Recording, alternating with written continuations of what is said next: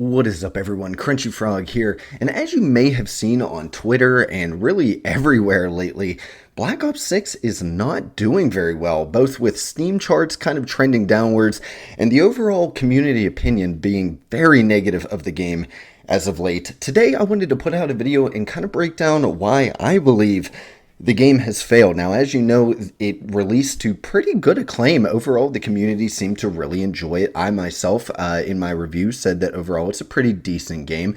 And most people seem to really be, positive and responsive about it as of release.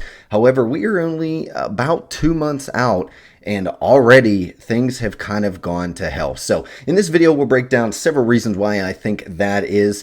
And as always, I want to hear you guys' thoughts as well. So as you're listening along, make sure down in the comments section to leave what you think is the reason why Call of Duty and Black Ops 6 specifically are trending downward. As always, if you enjoy content like this, make sure to leave a like. If you would like to see more stuff covering Black Ops 6 and gaming in general, make sure to hit the subscribe button.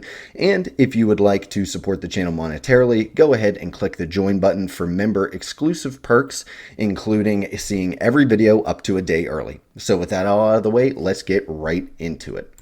Now, first up, we're going to cover something that has been absolutely blowing up Twitter, Reddit, and other channels on the matter, and that is the current state of the anti-cheat and all of the shadow banning and stuff like that that's currently going on.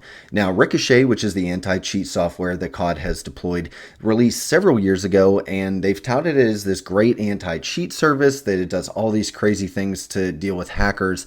However, cheating is just as bad as ever, both in Warzone and multiplayer, and especially in the ranked game modes. Now, I haven't had to deal with too many cheaters. I want to say probably less than 5 that I've noticed, at least during my time. I have played a considerable amount in hardcore for, the camo challenges, and you really can't tell that much if they're using a subtle cheat in there because of the lack of kill cams. But at least from my experience, about 4 or 5 in my time playing with it. However, others have complained that the threat is constant, especially in the higher player brackets. As you get more and more skilled, obviously the cheaters do well in every game, so they tend to get put in those brackets as well. And the ranked leaderboards are absolutely filled with blatant hackers, especially in the top 250. Their stats are all over the place. You can very easily tell that they're hacking, especially if you get into the game with one of them. I know social media is just full of clips of blatant cheaters, again, especially in the upper ranks, and it just makes ranked impossible to play. Again, this is not something that I play, but I'm kind of obviously in touch with the community. I'm on Twitter a lot, so I'm seeing all these in real time, and I'm seeing pros and very experienced players get very frustrated at how ubiquitous cheating seems to be. And this should be something that they are easily able to monitor, especially when it comes to the leaderboards and seeing stats that look way out of funk and being able to review footage. Even if Ricochet works procedurally and with AI systems and everything like that, I think they should still have, or they probably do, I don't know how well they work, but they should have a team of actual humans that just look at stats all day, 8 hours a day, 40 hours a week. They watch footage, they review stuff, things like that, to at least get these most blatant of hackers out, especially out of ranked. And in addition to all of this, to the actual hackers not getting banned, there's a kind of phenomenon going on known as shadow banning that's kind of affecting innocent players. So not only are they not banning the cheaters, they tend to, kind of crack down on and punish the non-cheaters. And this is both for suspected hackers that actually end up being clean, just very good at the game, and people who have been spam reported by others in game that maybe just didn't like them, or you know how the internet goes. And this ranges from being outright banned unfairly and your account being banned and everything, to just being kind of put into lobbies with other suspected hackers, which is one of the touted, services that Ricochet offers, right? It starts putting suspected cheaters in other lobbies with suspected cheaters, so they kind of play with each other and everything. And that leads to people basically not wanting to play. They're not able to play the game. Either they're straight banned or they're in lobbies where they can't compete because everyone else is hacking. there's no point in playing ranked or anything because you're never going to rank up correctly because half the people you verse are cheating and have mods installed and everything like that. And the reporting system is way too abusable. It makes people kind of gun shy and afraid that if they play, maybe they'll get banned as well. And I think all of this has led to people just kind of giving up on the game, especially the most skilled and therefore dedicated players, which is obviously terrible for player retention when even your most devoted and skilled players are dropping out because they are being disproportionately affected by things like cheating and shadow banning. And the hacking and lack of anti-cheat also pushes players away that aren't directly affected, right? If you just get on social media and you see people posting about this, it's going to make you not want to play the game. And you can have stories like me, people that say, now I didn't really see any hackers, but I don't want to take the chance. I don't want to get in a game with these people. And I definitely don't want to take the chance of being shadow banned and not being able to play the game naturally. And I think out of all the ones that I list here, this is definitely the loudest on social media. I don't know if this is the biggest cause for the downturn in players, but this is definitely the one that people are most angry and up in arms about. And in my opinion, it's the one that's most easily fixed and the one that should be fixed going forwards to maybe help with player retention. Next up, and this is an age-old phenomenon, this has been going on since probably 2008 or 2009, and that is COD fatigue. Now, it happens every single year, the COD cycle that we get sucked into. We get hyped for the new game, and then after a few months, we get bored and angry with the game and just give it up to go play other games or just, do other things in life until the cycle begins again with the rumors and the teaser trailers again in the spring and summer. Again, this has been going on for probably close to 17 years now. Each year, gamers get a little more jaded and a little more disenfranchised with the process. I know myself, especially right after doing the same thing, getting hype and then let down and then hype and then bored, 16, 17, 15 years, stuff like that. It's going to wear away at you until you eventually just stop caring as much. And it just generally leads to people leaving a lot quicker after the launch window because they aren't as hyped at the end of the day. And obviously all the other problems I mentioned elsewhere in the video tends to speed this process up. People get tired of COD quicker when all of the points I'm going to make in this video kind of come together to lead to a less than stellar experience. And I know personally this is one of the biggest factors for me for not playing the game as of right now. Obviously I still play from time to time, but not nearly as much as I did during the launch window. The sheen of the new COD only lasts so long. It's the honeymoon phase for a reason. And before long I'm fed up again with all the bullshit that COD entails and I can't be brought to play it anymore. And also, to kind of go along with this as a side note, attaining the Mastery camo last year really burned me out. I'm not going to lie. Playing Shipment 24/7 and using guns that I absolutely hated and doing challenges that I really, really, really hated and made me not enjoy the game kind of burned me out, and trying to do so again this year just really killed my drive to play. Now, those of you that have tuned into some of my streams, you know that I got the assault rifles, SMGs, and LMGs all diamond so far. And I kind of hit a wall when I got to the marksman rifles. The moment I started using a gun that I really did not like whatsoever, that wasn't that good, and trying to get 100 headshots with it and then complete challenges with each one, my COD fatigue was just boom, right there, instantly. I hit a wall. I was done with it because I just kind of got burned out on it and the hype had died down from launch. Now, the next big thing, and I talked a lot about this in my review and a couple other videos, but nothing about this game feels all that different than last year. And one of the biggest parts of that aforementioned COD hype cycle is that every game is a little bit different, right? There's a little bit different of an offering. Back in the day, we went from Call of Duty 4 back to World War II, and then we went back to Modern Warfare 2, which was, a modern, slightly futuristic, maybe a year or two in the future type deal. And then we went back to the Cold War in the 1960s, and then we jumped forward to even further in the near future with Modern Warfare 3, and then we went straight into the future with Black Ops 2, right? Every year just felt different. I could go on, but every year just felt different. The offering felt different. The game played a little differently, even if it still played like COD. And this year just doesn't feel like that at all. Again, I have an entire video of this, so I won't go into too much detail, but Needless to say, this just further pushes the COD fatigue element more and more. The game just, in my opinion, kind of feels like Modern Warfare 3 with worse maps, different guns that you can play around with, and just the slightly different modified movement system with Omni movement. And the combined art style and feel and the engine that they're going with now, where everyone kind of uses the same stuff in each different entry, just makes it feel less like different entries and more just like another year of content for the same game over and over again. And we talked a lot last year about how Modern Warfare 3 was really just a DLC for Modern Warfare 2, but it's kind of crazy in that Black Ops 6 honestly kind of feels like another DLC, even though there's a lot more game here to chew on than last year. It's definitely not a DLC, but sometimes it sure does feel that way. And there's not enough new or shiny stuff to hook players besides honestly zombies. I think that might be the only thing that's keeping people around in some instances, and I know for sure in my personal opinion that's the only thing that I'm super interested in as we go forward. Nothing else has really grabbed me because I've kind of been there, done that. Next up, one of the reasons people may be leaving is that, quite frankly, right now, there is a lot of other games out there. Now, this is more anecdotal and more reflective, again, of my personal reasons for not wanting to play as often, but I brought it up because despite me writing this section as kind of, different games are pulling me away from COD type section, I started to believe that maybe it's actually COD is pushing me away and making me want to play other games that ordinarily I wouldn't, instead of the other way around. There's just so many more options to play that aren't nearly as stressful as modern COD has become. Personally, right now, I'm doing another playthrough of Skyrim, a few ARPGs like Last Epoch, and as always, I'm doing my 2-week obsession phase with Minecraft once again. And COD nowadays is just simply not casual enough to be enjoyed as a casual, fun game. It is a full throttle sweat fest that demands your absolute and complete attention and concentration at all times.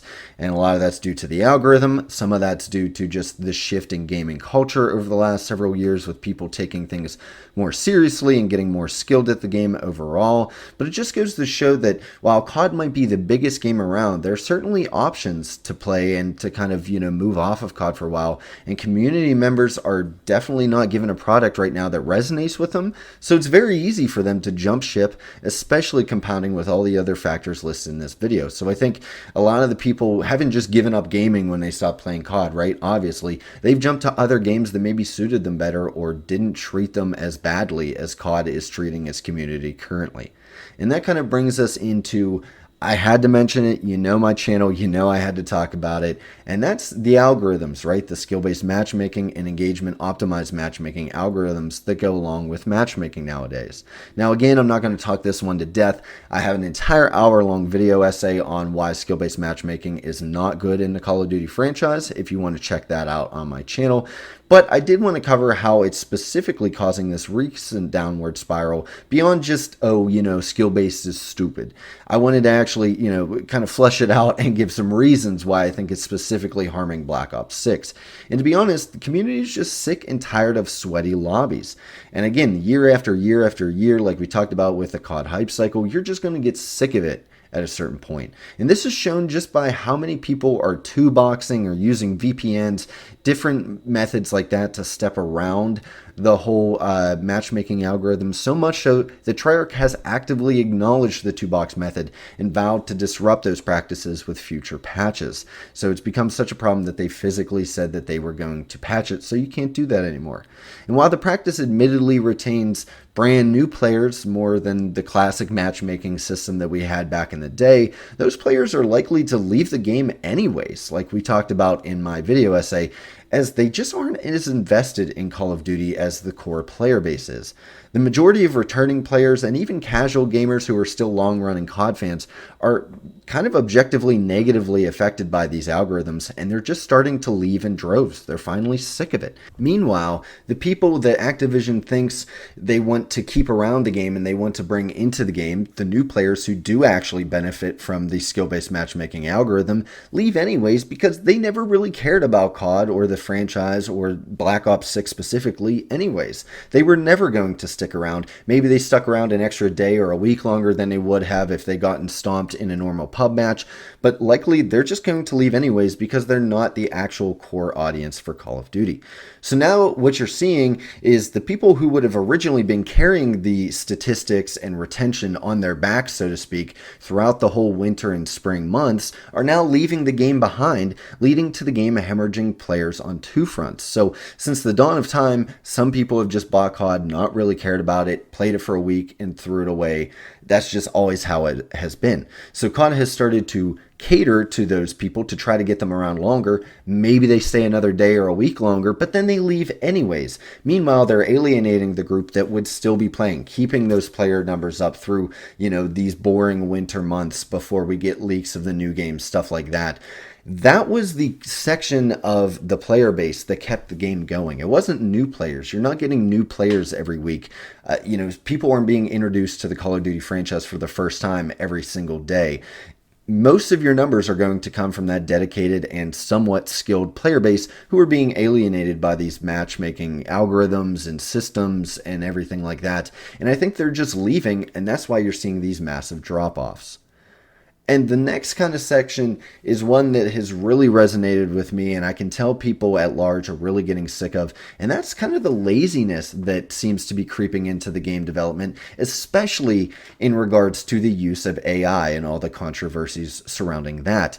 There's been numerous incidents, an example of lazy AI in both the 2D art for promotional stuff, as well as other aspects, and different things within bundles, like physical items in store bundles and everything like that, that are very clearly AI. We talked about in my review, I believe it was, people were thinking that the prestige icons are even AI, and I tend to agree. So different things like that, I doubt too many people physically got up and deleted the game because they saw a Santa Claus that happened to have 6 fingers or lines that were blurred together in a clearly AI pattern. But it more so just changes the optics and kind of, overall opinion of the game, and exudes a sense of laziness and just makes it feel like soulless slop, something that AI does quite frequently.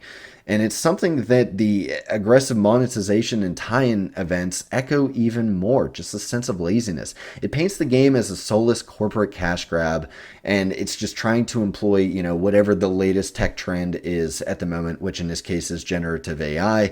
And physically, it just has the devs doing less work by outsourcing some of their art and their items and bundles and different things like that to a simple command that they feed to an AI chat system. Something that COD has been struggling with, honestly, since Modern Warfare 2019, when the game became more corporized and more monetized than ever before. It's been this slippery slope of seeming more and more lazy and soulless and kind of cold and just money hungry every single year. Obviously, COD has always been a big money-making franchise, but I think it really started in Modern Warfare 2019 to really slide down the slope, and adding in stuff like generative AI just further pushes it down the well, right?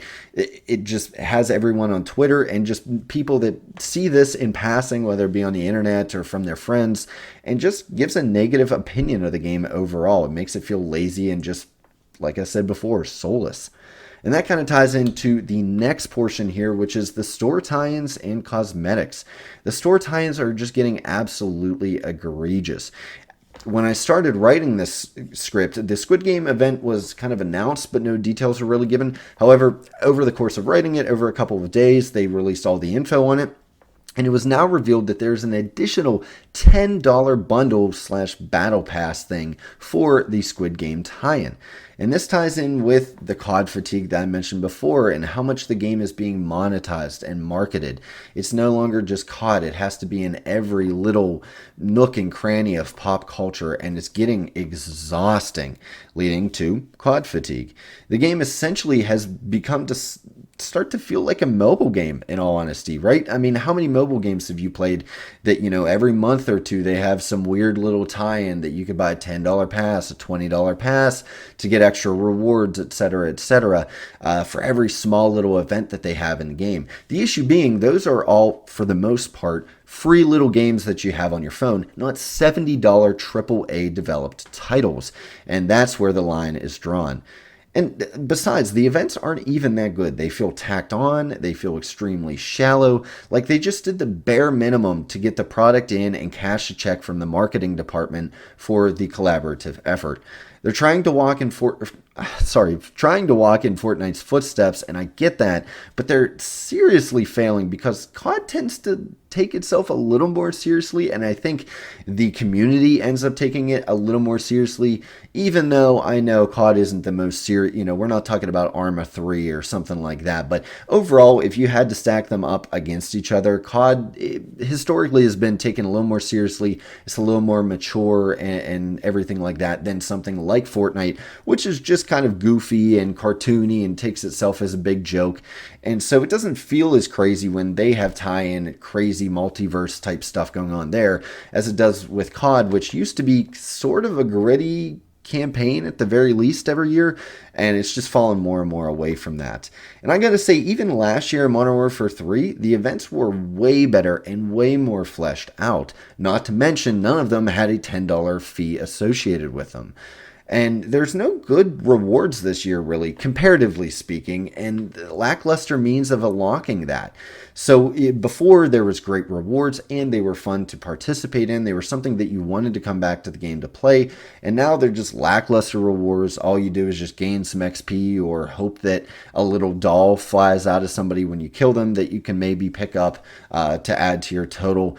And to be honest, if your game is going to have insane levels of skill-based matchmaking or engagement-optimized algorithms, you need something that's going to entice the players to keep coming back, since the core gameplay loop itself is, ironically enough, largely going to keep them from wanting to come back for large periods of time because they're getting burnt out. So the only thing that you're hoping they come back for, that they suffer through the terrible sweaty lobbies, the being punished for doing well, all of that is if you have good quality events and live service type items like that keep them coming back, unlocking stuff, and enjoying their game.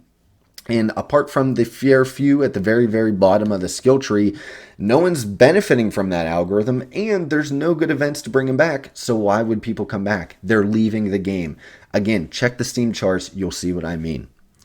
Next up, and this is the final one that I have for you guys, and it's kind of a big one. It's kind of a deep one, but I think people are starting to lose faith in Treyarch, and they kind of are starting to see the Treyarch is kind of this, the Theseus ship, so to speak, which, if you don't know, is, all of the parts that made the original thing are gone. This is a completely different entity, just named the same. And to be honest, the community opinion of Treyarch seems to be waning heavily, especially in the last month or two, once this whole thing started getting drummed up about how the game was dying, less and less people are in it, people are quitting, people are unhappy. And the opinion of Treyarch has started to go down. Honestly, Sledgehammer Games is starting to be the golden child, which is a sentence I never, ever, ever thought that I would record in my time on YouTube, but there it is. And before the launch, public opinion was kind of that Treyarch could do no wrong. They were the golden child back then, and so many people vowed to enjoy the game no matter what, just because they knew their buddies at Treyarch designed it. However, it has suffered a massive downfall since launch, and people are starting to see that maybe the Treyarch of 2024 and 25 isn't the Treyarch that it used to be. It isn't the same team that made all the games that they loved before. And pair that with the fact that Activision seems to be using Treyarch's good community will as a means to, treat Treyarch as a guinea pig for all their latest monetization and, algorithms and all that stuff. And that, therefore, this title was kind of destroying people's goodwill with Treyarch, right? Activision is taking all that goodwill that Treyarch had built up and using it against them, essentially forcing them to enact crazy things to see what they can get away with. And it's just leading to people having no faith in Treyarch anymore. And I think this is part of an overarching issue that we're starting to see pop up everywhere, games industry wide, across the entire industry. And I do have a video on this where I kind of go into, why aren't games good anymore? Why the games from your favorite studios just don't hit like they used to. And largely, if I had to be honest with you, it's because once great studios and publishers just eventually become shells of their former selves. They no longer have the same vision. They definitely don't have the same talent that they used to. People leave dev studios constantly, especially some of the people that were instrumental in creating certain games. Once they leave, you can't expect any future games to hold that same creative vision and everything like that the current people have. it's just not going to mesh very well. And that's where we get back to the Theseus ship theory, where yes, the name on the building is still Treyarch, and maybe there's still a couple original parts in there, maybe people that have been with the company 8, 10 years, maybe longer. But by and large, the people that made Black Ops 1, the people that made Black Ops 2, some of your favorite games of all time in a Call of Duty franchise, by and large, they're gone. And the people that have remained have kind of been stifled down. Their opinions have been stomped out because Activision, once again, they're getting more and more greedy, and they're starting to use Treyarch as a means to push, dip another toe into the water, so to speak, of monetization and pushing the community to see how far they will bend before they break. So overall, guys, that has just been a couple of reasons why I think COD is currently in a downward spiral. Overall, again, I don't think the game is horrible. I haven't experienced a lot of the hacking issues that people have that we mentioned at the beginning of the video, but overall, I find myself not wanting to play it. I find myself rather playing almost anything else. I still jump on probably 2 or 3 nights a week to either play multiplayer or a couple rounds of zombies. But overall, it's just, I'm worn out, man. And for all the reasons listed above, I think the rest of the community is worn out too. So, like I said at the beginning, make sure to let me know in the comments section the reasons why you think Call of Duty Black Ops 6 has fallen off an absolute cliff. And if you've enjoyed this video, make sure to leave a like and make sure you are subscribed so you can come back in the next one. So until next time, guys, you all have a good one.